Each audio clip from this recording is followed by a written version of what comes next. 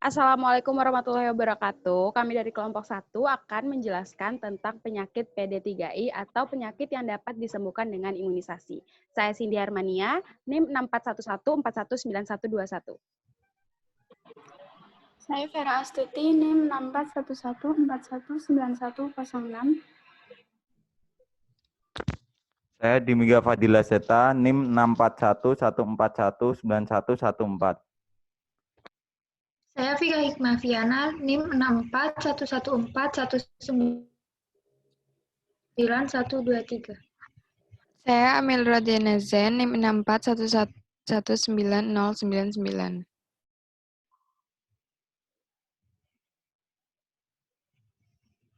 PD3I atau penyakit yang dapat dicegah dengan imunisasi merupakan penyakit yang diharapkan dapat diberantas atau ditekan dengan program imunisasi. Beberapa contohnya adalah campak, difteri, tetanus, TBC, hepatitis, dan pertusis. Yang pertama campak. Campak adalah infeksi virus yang ditandai dengan munculnya ruam kemerahan di seluruh tubuh dan bersifat menular. Campak bisa sangat mengganggu dan mengarah pada komplikasi yang lebih serius, terutama pada bayi dan anak-anak. Epidemiologi campak. Pada program imunisasi campak di Indonesia dimulai pada tahun 1982. Menurut data Departemen Kesehatan pada 2015, Indonesia memiliki cakupan imunisasi campak kategori sedang di Asia Tenggara, yakni 84%.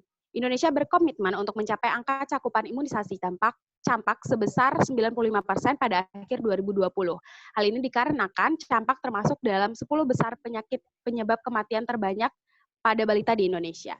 Duta dari Departemen Kesehatan Republik Indonesia menunjukkan bahwa angka kejadian campak telah menurun signifikan dari 18.488 kasus pada akhir 2007 menjadi 8.185 kasus pada tahun 2015. Meski mengalami penurunan yang berarti, cakupan imunisasi campak tetap perlu diperluas hingga ke seluruh Indonesia guna mencapai target Indonesia bebas campak pada 2020. Etiologi campak. Penyakit campak disebabkan oleh RNA virus genus Morbillivirus yang berukuran 0-250 nanometer dan mengandung inti untai RNA tunggal yang diselubungi dengan lapisan pelindung lipid. Maka mudah diinaktivasi oleh cairan yang melarutkan lipid seperti ether dan kloroform. Selain itu, virus juga dapat diinaktivasi dengan suhu panas, suhu dingin, sinar ultraviolet, serta kadar pH ekstrim. Virus ini jangka hidupnya pendek, yaitu kurang dari 2 jam. Gejala campak. Gejala campak mulai muncul sekitar 1 hingga 2 minggu setelah virus masuk ke dalam tubuh. Gejala tersebut adalah mata menjadi sensitif, tanda seperti pilek, demam,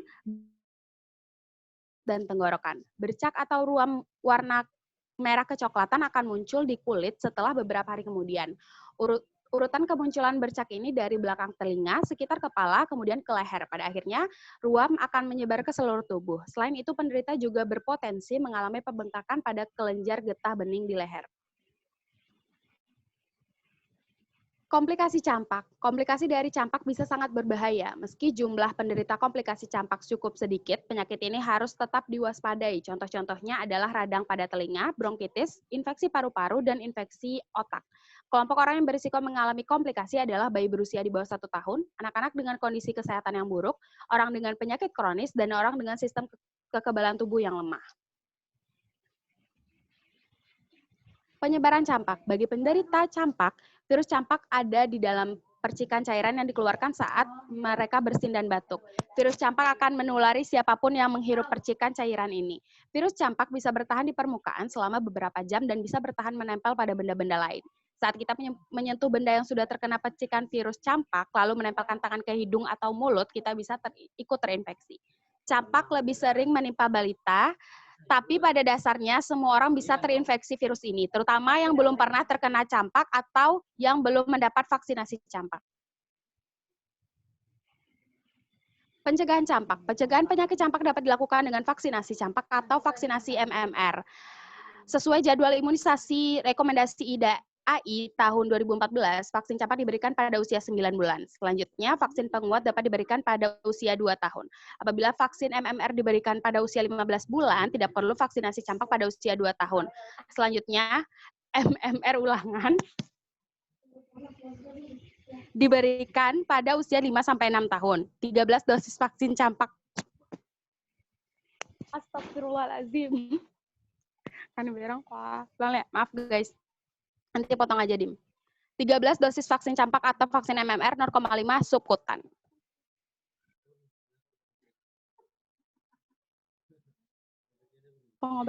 Pengobatan campak, sistem kekebalan tubuh manusia secara alami akan melawan infeksi. Astagfirullah.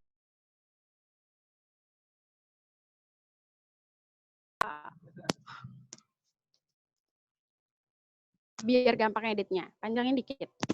Pengobatan campak, sistem kekebalan tubuh manusia secara alami akan melawan infeksi virus ini. Tapi jika komplikasi terjadi atau infeksi campak menjadi sangat parah, perawatan di rumah sakit mungkin akan dibutuhkan. Untuk mempercepat proses pemulihan, terdapat beberapa hal yang bisa membantu. Yang pertama, minum banyak air putih yang dapat mencegah dehidrasi, banyak istirahat dan hindari sinar matahari selama mata masih sensitif terhadap cahaya, minum obat penurun demam dan pereda sakit, dan jangan berikan aspirin jika anak berusia kurang dari 16 tahun.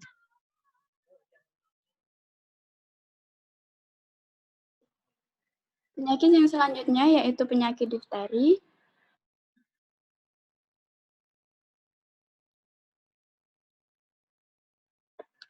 Difteri adalah salah satu penyakit menular yang dapat dicegah dengan imunisasi dan disebabkan oleh bakteri gram-positif Corynebacterium diphtheriae.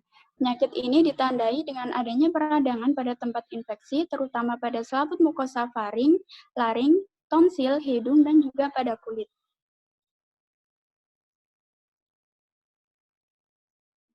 Penyakit difteri terdapat di seluruh dunia, khususnya di negara-negara tropis dengan penduduk padat dan cakupan imunisasi rendah.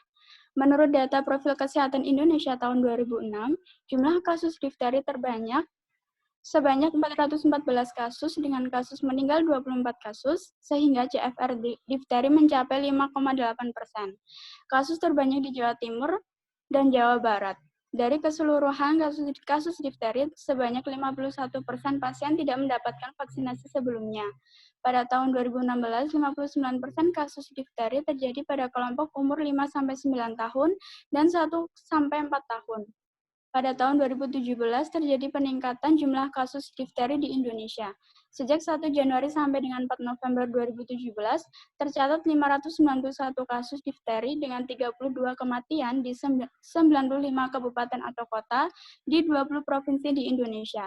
Hal ini kemudian direspon oleh Kementerian Kesehatan dengan melakukan respons cepat kejadian luar biasa atau KLB dengan langkah Outbreak Response Immunization atau ORI pada 12 kabupaten atau kota di 3 provinsi yang mengalami KLB, yakni Banten, Jawa Barat, dan DKI Jakarta.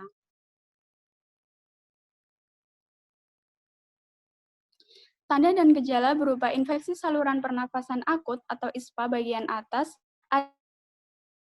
demam tidak tinggi atau kurang dari 38,5 derajat Celcius, dan ditemui adanya pseudomembran putih keabu-abuan atau kehitaman di tonsil, faring atau laring yang tak mudah lepas, serta berdarah apabila diangkat. Pada keadaan lebih berat dapat ditandai dengan kesulitan menelan, sesak nafas, stridor, dan pembengkakan leher yang tampak seperti leher sapi. Kematian biasanya terjadi karena obstruksi atau sumbatan jalan nafas, kerusakan otot jantung, serta kelainan susunan saraf pusat dan ginjal.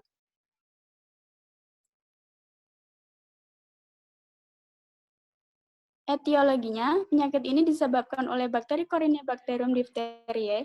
Bakteri tersebut merupakan salah satu jenis bakteri gram-positif yang tidak membentuk spora. Pada kedua ujungnya, bakteri ini memiliki granula metakromatik yang memberi gambaran pada pewarnaan. Corynebacterium diphtheriae berdiameter 0,5 sampai 1 mikrometer, tidak berspora, tidak bergerak, dan termasuk pada organisme yang tidak tahan asam. Bakteri ini bersifat anaerob fakultatif, namun pertumbuhan maksimal diperoleh pada suasana aerob. Dibandingkan dengan kuman lain yang tidak berspora, Corynebacterium diphtheriae lebih tahan terhadap pengaruh cahaya, pengeringan, dan pembekuan. Namun kuman ini mudah dimatikan oleh disinfektan. Masa inkubasi bakteri ini biasanya 2-5 hari atau 1-10 hari. Corynebacterium diphtheria dapat diklasifikasikan menjadi beberapa biotipe, yaitu Intermedius, Gravis, Mitis, dan Belvanti. Semua biotipe ini telah ditemukan dalam bentuk toksigenik. Penularan melalui kontak dengan karier atau individu terinfeksi. Bakteri ditularkan melalui kontak droplet atau seperti batuk, bersin, atau kontak langsung saat berbicara. Manusia merupakan karier asimptomatik dan berperan sebagai reservoir Corynebacterium diphtheriae. Transmisi melalui kontak dengan lesi kulit individu terinfeksi jarang terjadi. Difteri umumnya menyerang anak-anak usia 1-10 tahun.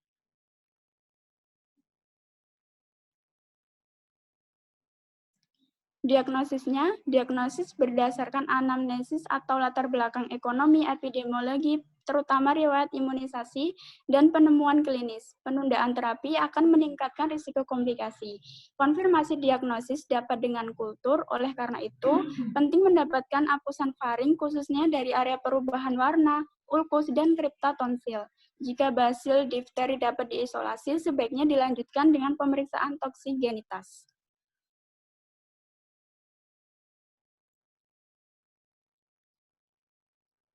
Pencegahan dari penyakit difteri yaitu dengan Outbreak Response Immunization atau ORI adalah imunisasi yang dilaksanakan untuk menekan transmisi suatu penyakit yang sedang mewabah.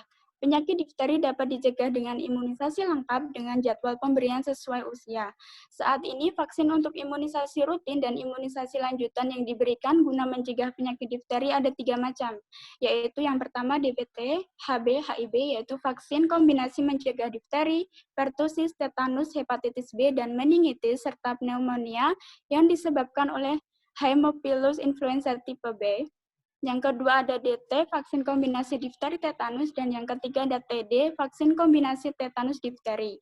Imunisasi DPT, HB, HIB untuk anak usia kurang dari 5 tahun, imunisasi DT untuk anak usia 5-7 tahun, dan imunisasi TD untuk anak usia lebih dari 7 tahun.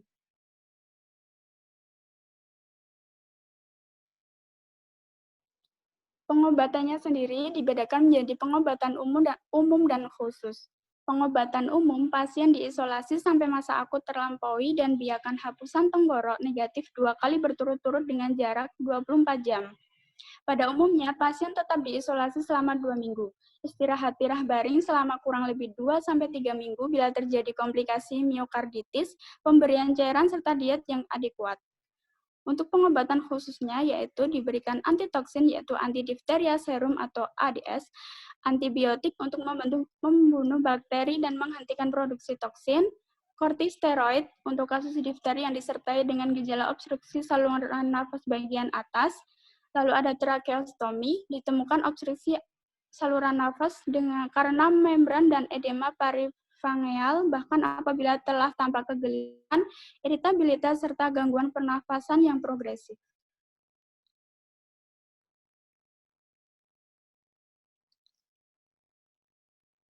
Pengobatan lainnya yaitu pengobatan kontak dan karier. Pengobatan kontak yaitu apabila orang yang mengalami kontak tanpa memandang status imunisasi seyogyanya diimunisasi sampai hal-hal berikut dilakukan, yaitu biarkan hidung dan tenggorok gejala klinis diikuti setiap hari sampai masa tunas terlewati. Anak yang telah mendapat imunisasi dasar diberikan booster toksid difteri, yang belum diimunisasi segera melengkapi imunisasi. Yang kedua yaitu pengobatan karier. Pengobatan untuk karier adalah eritromisin 40-50 mg per kilogram berat badan per hari dibagi 4 dosis selama 7 hari, maksimum yaitu 1 gram per hari. Eritromisin lebih superior daripada penisilin untuk eradikasi karier difteri nasofaring. Pemantauan dilakukan sampai ada hasil kultur. Jika masih positif, antibiotik diberikan lebih lama. Penyakit selanjutnya adalah tetanus. Definisi tetanus yaitu tetanus atau lockjaw adalah salah satu penyakit serius yang disebabkan oleh bakteri Clostridium tetani yang ditandai dengan spasme otot yang periodik dan berat. Infeksi bakteri ini dapat menyebabkan kerusakan pada sistem saraf, Hal tersebut mengakibatkan kondisi kaku dan tegang di seluruh tubuh akibat infeksi kuman tersebut. Epidemiologi tetanus yaitu data epidemiologi tetanus dari WHO pada tahun 2010 menunjukkan ada 13.502 laporan kasus tetanus. Di negara maju seperti Amerika Serikat, hanya sekitar 233 kasus tetanus yang dilaporkan sejak tahun 2001 sampai 2008. Di negara maju lainnya seperti Inggris, hanya 7 kasus tetanus dilaporkan selama bulan Januari sampai Desember tahun 2013. Kemudian berdasarkan data dari Kemenkes RI, laporan kasus tetanus pada tahun 1994 di Indonesia berjumlah 3.843 kasus dengan kasus terbanyak ditemukan di Provinsi Jawa Timur yakni 1.229 kasus. Di tahun 2017 sendiri, WHO melaporkan insidensi tetanus neonatorium di Indonesia sebanyak 25 kasus dan insidensi tetanus secara keseluruhan adalah 506 kasus. Untuk gejala tetanus, gejala paling umum dari tetanus adalah kejang dan kaku otot. Kejang bisa bermula di bagian rahang, kemudian menjalar ke leher dan tenggorokan. Akibatnya, mungkin akan kesulitan menelan, makan, atau minuman. Selain itu, gejala-gejala umum yang biasanya akan muncul adalah darah pada feses, diare, suhu tubuh terus meninggi, sakit tenggorokan, sensitif terhadap sentuhan, sakit kepala, dan jantung berdebar. Untuk etiologi, tetanus disebabkan oleh racun yang dihasilkan oleh spora bakteri Clostridium tetani. Spora bakteri tetanus masuk ke aliran darah melalui luka di kulit yang terbuka dan kemudian tumbuh di dalam tubuh manusia. Saat bertumbuh, spora bakteri menghasilkan racun yang disebabkan tetanospasmin. Racun tersebut bisa mengganggu sistem saraf. Infeksi ini bisa menyebar ke sumsum tulang belakang dan otak. Dalam waktu 5 hingga 10 hari, infeksi tetanus menunjukkan gejala lockjaw atau kejang di area leher dan rahang. Ketika racun menyebar, pasien mengalami kejang otot dan gejala tambahan seperti sakit kepala dan demam. Untuk penularan tetanus yang utama adalah karena terjadi luka yang terkontaminasi spora bakteri Clostridium tetani. Bakteri bisa masuk ke tubuh melalui luka terbuka atau terkena tusukan benda tajam yang terkontaminasi, misalnya tertusuk paku, pecahan kaca, dan lain-lain. Untuk diagnosis, biasanya diagnosis tetanus hanya berdasarkan pemeriksaan fisik yang dilakukan secara umum, seperti pemeriksaan tekanan darah, suhu tubuh, laju napas, dan denyut nadi. Penderita tetanus tidak dibutuhkan pemeriksaan laboratorium. Namun, ketika pasien terdapat luka yang diduga terdapat infeksi tetanus, dapat dilakukan pemeriksaan penyebab tetanus dari bakteri di laboratorium untuk menemukan keberadaan bakteri. Untuk pengobatan dapat dilakukan melalui beberapa tahapan, yaitu yang pertama yaitu perawatan luka, bertujuan untuk membersihkan luka dan mengangkat jaringan yang sudah mati. Kedua yaitu suntikan anti tetanus, bertujuan untuk menetralkan racun. Yang ketiga yaitu pemberian antibiotik untuk membunuh kuman tetanus. Yang keempat yaitu memberi obat magnesium sulfat dan beta blocker untuk mengatur irama jantung dan pernafasan. Dan yang terakhir yaitu memberi vaksin tetanus, di mana vaksin tetanus tetap diberikan walaupun seseorang sudah mengalami tetanus sebelumnya. Untuk mencegah penyakit tetanus terjadinya pada penyakit tetanus dapat dilakukan beberapa upaya antara lain yaitu yang pertama yaitu imunisasi secara rutin, termasuk imunisasi dasar difteri, pertusis, dan tetanus atau DPT yang diberikan sebanyak 3 kali sejak usia 2 bulan. Imunisasi ini dilakukan dengan jarak 4-6 minggu, yang kemudian dilakukan kembali pada usia 18 bulan dan 5 tahun. Kemudian dapat dilakukan juga penanganan luka segera. Jika mengalami luka, segera bersihkan dan berikan cairan anti tetanus untuk menghindari infeksi, terutama pada luka dalam seperti terkena besi, terjatuh di tempat kotor, atau digigit anjing.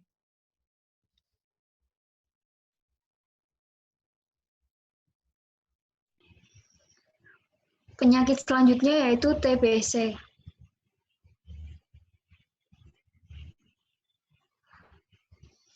TBC atau tuberkulosis adalah penyakit menular yang disebabkan kuman Mycobacterium tuberculosis. Sebagian besar menyerang paru tetapi juga dapat menyerang organ tubuh lainnya.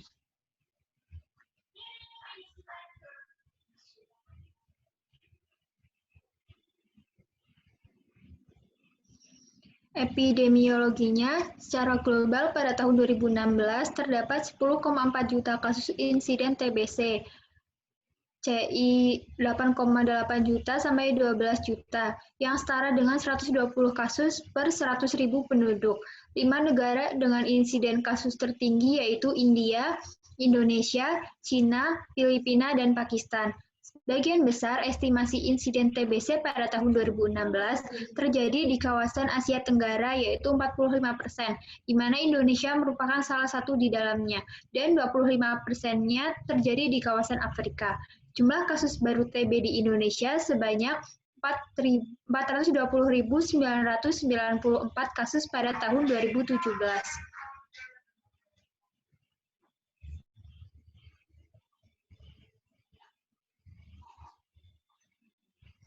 Tanda dan gejala. Gejala utama pasien TBC paru yaitu batuk berdahak selama 2 minggu atau lebih, dahak bercampur darah, sesak nafas, badan lemas, nafsu makan menurun, berat badan menurun, malaise, berkeringat malam hari tanpa kegiatan fisik, demam meriang lebih dari 1 bulan. Pada pasien dengan HIV positif, batuk seringkali bukan merupakan gejala TBC yang khas, sehingga gejala batuk tidak harus selalu selama 2 minggu atau lebih.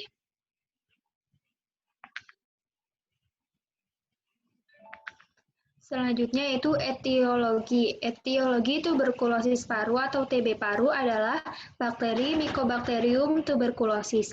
Bakteri ini berbentuk batang yang tahan asam atau sering disebut sebagai basil tahan asam, intraseluler, dan bersifat aerob. Basil ini berukuran 0,2 sampai 0,5 mikrometer kali 2 sampai 4 mikrometer, tidak berspora, non-motil, serta bersifat fakultatif. Dinding sel bakteri mengandung glikolipid rantai panjang bersifat mikolik, kaya akan asam, dan fosfolipoglikan. Kedua komponen ini memproteksi kuman terhadap serangan sel liposom tubuh dan juga dapat menahan zat pewarna fuchsin setelah pembilasan asam atau pewarna tahan asam.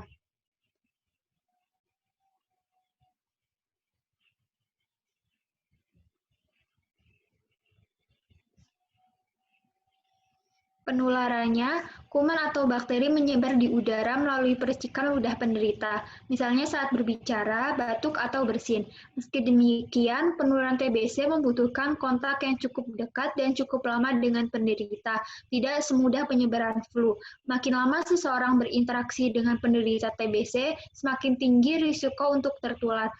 Misalnya anggota keluarga yang tinggal serumah dengan penderita TBC. Pada penderita TBC yang tidak menimbulkan gejala atau TBC laten, kuman TBC tetap tinggal di dalam tubuhnya. Kuman TBC dapat berkembang menjadi aktif jika daya tahan tubuh orang tersebut melemah, seperti pada penderita AIDS, namun TBC laten ini tidak menular.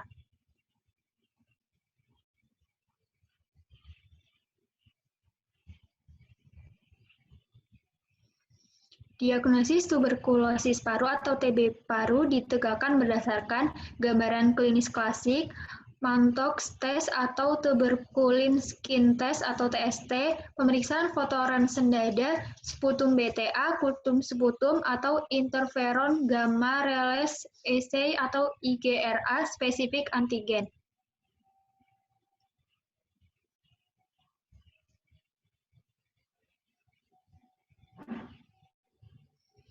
Selanjutnya yaitu pengobatan. TBC dapat disembuhkan jika penderitanya patuh mengonsumsi obat sesuai dengan resep dokter.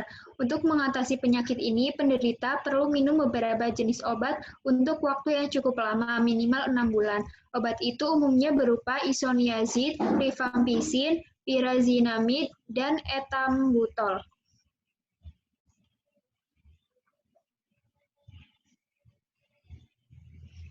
Untuk mencegah terjadinya penyakit TBC dapat dilakukan beberapa upaya, antara lain yaitu membudayakan perilaku hidup bersih dan sehat, membudayakan perilaku etika berbatuk, melakukan pemeliharaan dan perbaikan kualitas perumahan dan lingkungannya sesuai dengan standar rumah sehat, peningkatan daya tahan tubuh, penanganan penyakit penyerta TBC, penerapan pencegahan dan pengendalian infeksi TBC di fasilitas pelayanan kesehatan dan di luar fasilitas pelayanan kesehatan.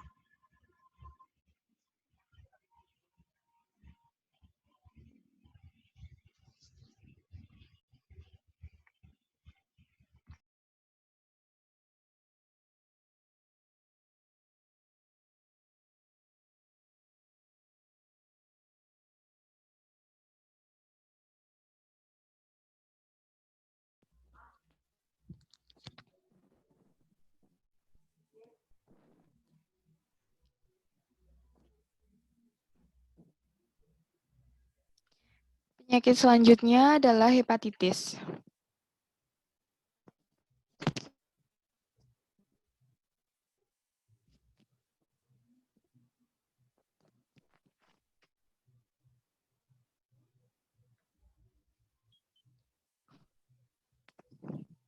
Hepatitis adalah peradangan pada hati atau liver. Hepatitis bisa disebabkan oleh infeksi virus, bisa juga disebabkan oleh kondisi atau penyakit lain seperti kebiasaan mengkonsumsi alkohol, penggunaan obat-obatan tertentu, atau penyakit autoimun. Jika disebabkan oleh infeksi virus, hepatitis bisa menular. Hepatitis ditandai dengan munculnya gejala berupa demam, nyeri sendi, nyeri perut, dan penyakit kuning. Hepatitis dapat bersifat akut, cepat dan tiba-tiba maupun kronis, perlahan dan bertahap. Jika tidak ditangani dengan baik, hepatitis dapat menimbulkan komplikasi seperti gagal hati, sirosis, atau kanker hati.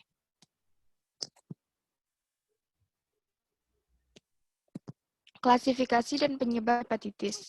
Hepatitis bisa disebabkan oleh beragam kondisi dan penyakit. Namun, penyebab yang paling sering adalah infeksi virus. Berikut adalah beberapa jenis hepatitis yang disebabkan oleh infeksi virus, yaitu ada hepatitis A. Hepatitis A disebabkan oleh infeksi virus hepatitis A atau HAV. Hepatitis A ditularkan melalui makanan atau minuman yang terkontaminasi feses penderita hepatitis A yang mengandung virus hepatitis A.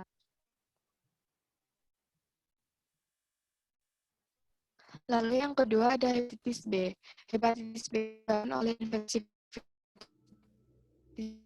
ditularkan oleh kontak langsung dapat menjadi hepatitis B. Lalu yang ini disebabkan oleh virus hepatitis ditularkan oleh cairan tubuh. Penularan bisa terjadi saat berhubungan seksual atau menggunakan bekas hepatitis C. Jika ibu hamil menderita hepatitis C, dapat tertular penyakit ini saat melewati jalan lahir ketika persalinan. Yang keempat adalah hepatitis D. Hepatitis disebabkan oleh infeksi virus hepatitis D. Hepatitis D merupakan jenis hepatitis yang jarang terjadi. Hepatitis ini bersifat serius. Virus hepatitis D tidak bisa berkembang biak di dalam tubuh manusia tanpa adanya hepatitis B. Hepatitis D ditularkan melalui darah dan cairan tubuh lainnya. Yang terakhir ada hepatitis E. Hepatitis E ini disebabkan oleh virus hepatitis E. Hepatitis E mudah menular pada lingkungan yang memiliki sanitasi yang buruk. Salah satunya melalui kontaminasi yang pada sumber air.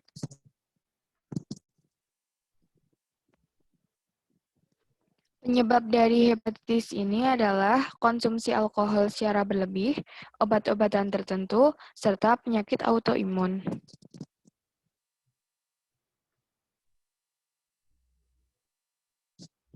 Faktor risiko dari penyakit hepatitis.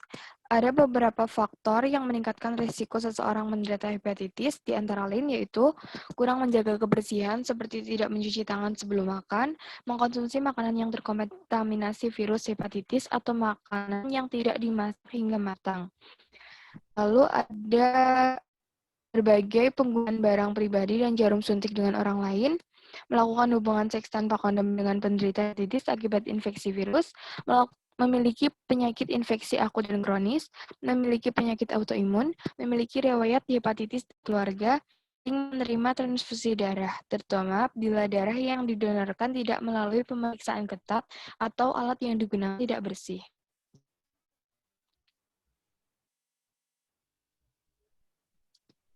Gejala hepatitis. Pada tahap awal, penderita hepatitis biasanya tidak merasakan gejala apapun, sampai akhirnya penyakit ini menyebabkan kerusakan dan gangguan fungsi hati. Pada hepatitis yang disebabkan oleh infeksi virus, gejala akan muncul setelah penderita melewati masa inkubasi. Masa inkubasi tiap jenis virus hepatitis berbeda, yaitu sekitar 2 minggu sampai 6 bulan. Berikut ada beberapa gejala umum yang muncul pada penderita hepatitis. Yang pertama adalah mual, lalu muntah, demam, kelelahan, feses berwarna pucat, urin berwarna gelap, nyeri perut, nyeri sendi, kehilangan nafsu makan, penurunan berat badan, dan mata dan kulit berubah menjadi kekuningan atau penyakit kuning. Komplikasi dari penyakit hepatitis ini, jika tidak ditangani dengan baik, akan menimbulkan komplikasi penyakit seperti gagal hati, sirosis, dan kanker hati.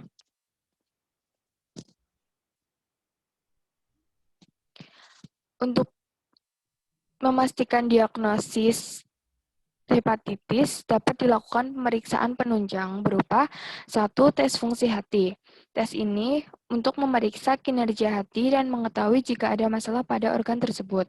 Lalu yang kedua ada tes antibodi virus hepatitis untuk menentukan keberadaan antibodi spesifik untuk virus HAV, HBV, dan HCV, serta menentukan apakah hepatitis bersifat akut atau kronis. Yang ketiga adalah pemindaian dengan USG root untuk mendeteksi kelainan pada organ hati seperti kerusakan hati, pembesaran hati, atau tumor hati, serta untuk mendeteksi kelainan pada kandung empu. Lalu yang terakhir adalah biopsi hati untuk menentukan penyebab kerusakan jalan hati.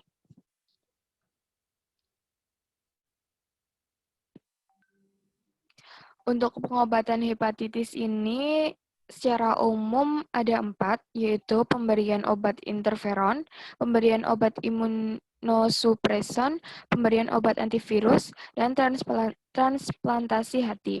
Untuk pemberian obat interferon ini berguna untuk menghentikan penyebaran virus dan mencegahnya kambuh. Obat ini biasanya diberikan melalui infus setiap minggu selama 1 tahun. Pemberian obat imunosupreson untuk mengatasi hepatitis yang disebabkan oleh penyakit autoimun. Dokter dapat memberikan obat imunosupreson, terutama golongan kortikosteroid seperti prednison dan budesonide. Untuk pemberian obat antivirus, misalnya pada hepatitis B atau hepatitis C yang kronis, dokter juga bisa memberikan obat antivirus seperti entecavir, famciclovir, lamivudine, ritonavir, ribavirin, atau tenofovir. Obat-obatan ini bisa menghambat pertumbuhan dan perkembangan virus dengan mekanisme yang berbeda-beda. Lalu yang terakhir, pengobatan transplantasi hati, di mana jika hepatitis ini dalam tahap berat sudah merusak hati, dokter akan menyarankan pengobatan transplantasi hati atau penggantian hati.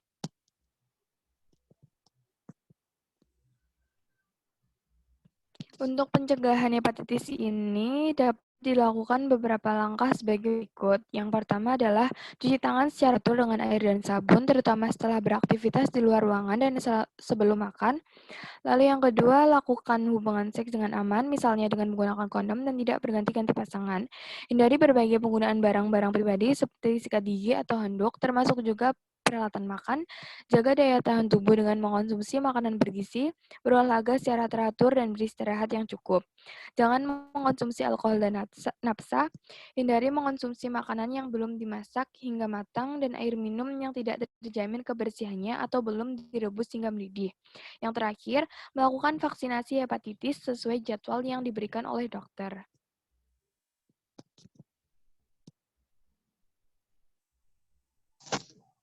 Selanjutnya ada pertusis. Definisi pertusis. Pertusis atau batuk rejan adalah infeksi bakteri pada paru-paru dan saluran pernapasan yang mudah sekali menular. Penyakit ini dapat mengancam nyawa bila terjadi pada lansia dan anak-anak, khususnya bayi yang belum cukup umur untuk mendapat vaksin pertusis. Batuk rejan dapat dikenali dari rentetan batuk keras secara terus-menerus yang diawali tarikan nafas panjang lewat mulut. Seseorang yang menderita batuk rejan hingga 3 bulan lamanya, sehingga penyakit ini disebut juga batuk 100 hari.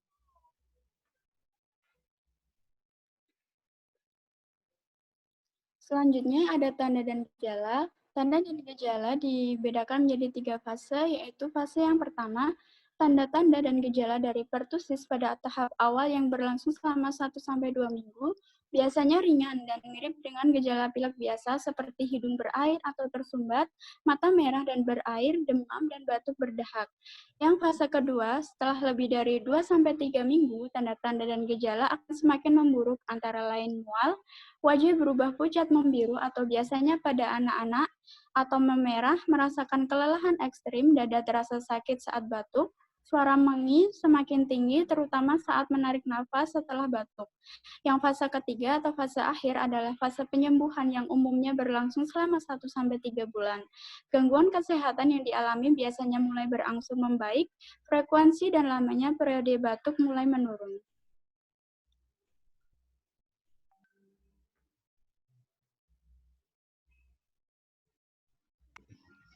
Selanjutnya yaitu etiologi. Etiologi pertussis adalah bakteri Bordetella pertussis yang merupakan bakteri Coccobacillus gram-negatif tidak motil, tidak berspora, berkapsus. Pertama kali diisolasi pada abad ke-16. Patogen penyebab pertussis Bordetella pertussis adalah bakteri dengan khusus manusia tanpa adanya reservoir binatang maupun lingkungan yang lain.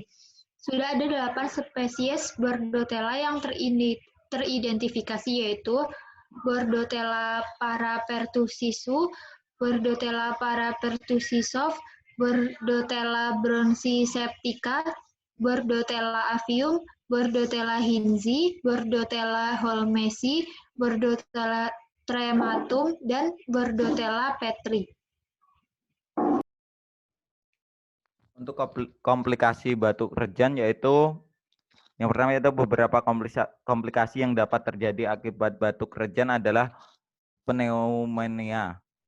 Kedua adalah kejang, kemudian mimisan dan pendarahan otak, kemudian kerusakan otak karena kurangnya pasokan oksigen atau disebut ensefalopati hipoksia, memar atau retaknya tulang rusuk, pecahnya pembuluh darah di kulit atau mata, hernia pada perut, infeksi telinga seperti otitis media, dan meningkatnya resiko mengalami gangguan paru-paru dan saluran pernafasan di kemudian hari.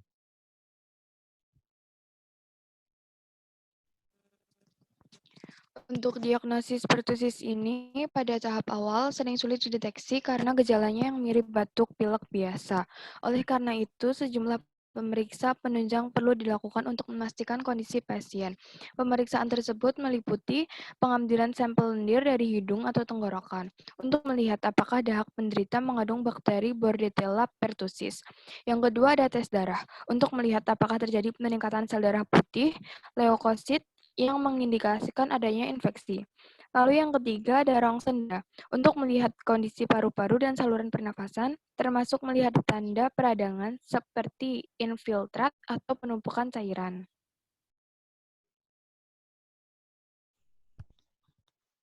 Untuk pengobatan batuk rejan bertujuan untuk mengatasi infeksi bakteri, meredakan gejala, dan membantu mencegah penularan penyakit. Pengobatan dapat dilakukan dengan sejumlah cara berikut. Yang pertama yaitu pemberian antibiotik. Penggunaan antibiotik memiliki sejumlah fungsi, diantaranya untuk membasmi bakteri, mengurangi potensi kambuhnya batuk rejan atau penyebaran infeksi ke bagian tubuh lain, dan mencegah penularan penyakit ini ke orang lain.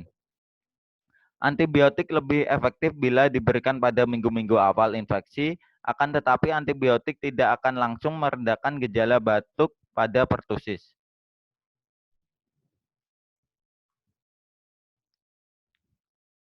Untuk yang kedua yaitu perawatan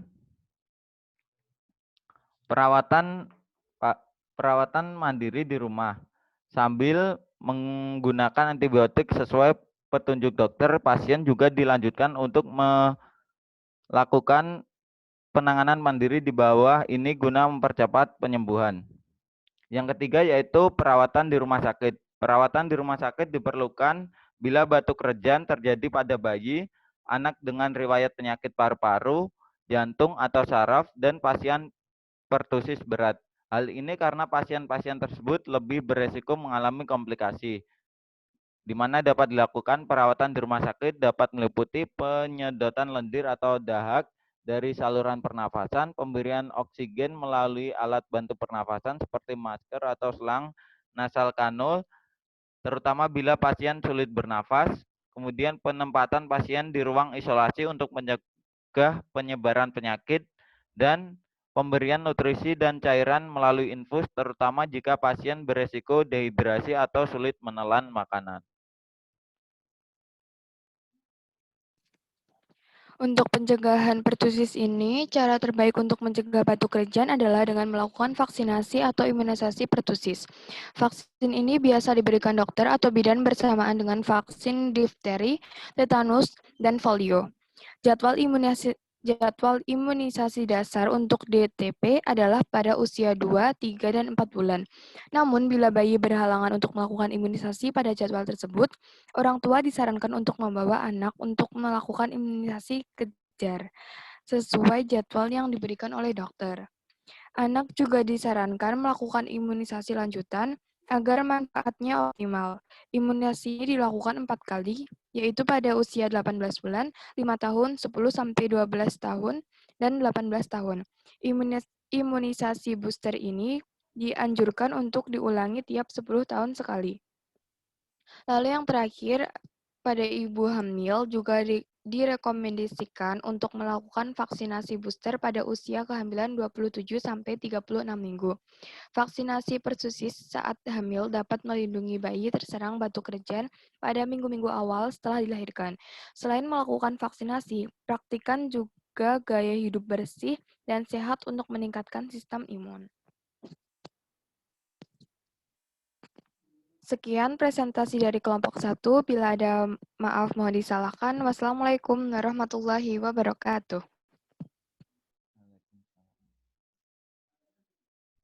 Bila ada salah mohon disalahkan loh, tadi Amila bilangnya.